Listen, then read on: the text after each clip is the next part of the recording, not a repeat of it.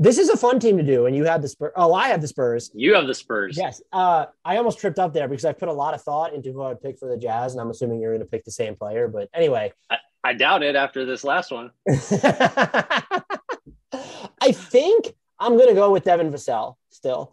People still sort of view him as a specialist, and San Antonio has treated him like one with decreasing frequency. We saw it a little bit this year, the freedom he's given to dribble into his little pull-ups.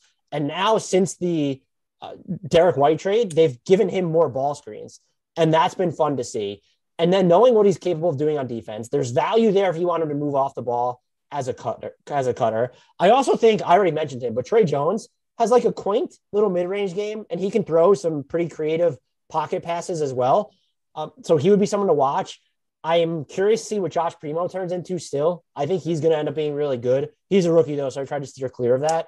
If you wanted to say Zach Collins at this point or Keldon Johnson because he's done more on the ball, that's totally fine. But to me, it's just Devin Vassell because I think there's more than he's eventually or invariably going to be pigeonholed into this like 3-and-D archetype, and he's just going to be so much more than that. I don't know if I'm not saying he's the next Kawhi Leonard in San Antonio, but he is someone that I would keep an eye on. If there's a gap between the perception of what you think he's going to be and what he actually might become, this is someone that I could see having sort of a different games, but sort of a Mikal Bridges type rise in perception where he might also just be heavier volume on offense because he's not playing alongside Chris Paul and Devin Booker. And it feels like he even has a little bit more confidence in himself on the ball. I feel like Mikal is too unselfish at points still.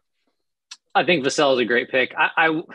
This wasn't my team, but just throughout the course of this year, Keldon Johnson has increasingly just seemed like just one thing away from, because he's added the 3-point shot. He's 41% from deep this year, and he still is just like a bowling ball downhill.